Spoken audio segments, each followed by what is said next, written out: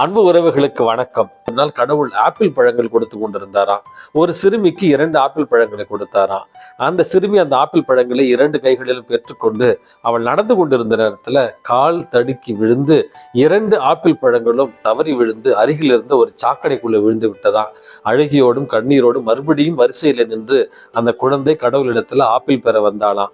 இந்த நேரத்துல கடவுள் 2 ஆப்பிள்களுக்கு பதிலாக 3 ஆப்பிள்களை அவருடைய கரங்களில கொடுத்தாராம். அன்புமிக்கவர்களே, நம்முடைய வாழ்க்கையில கூட இப்படித்தான்.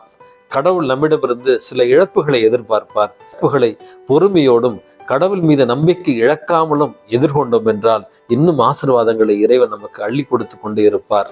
ஆகவே நம்பிக்கையோடும் விசுவாசத்தோடும் வாழ்க்கையை வாழ கற்றுக்கொள்வோம். இந்த நாள் உங்களுக்கு இனிய நாளாகட்டும். வணக்கம்.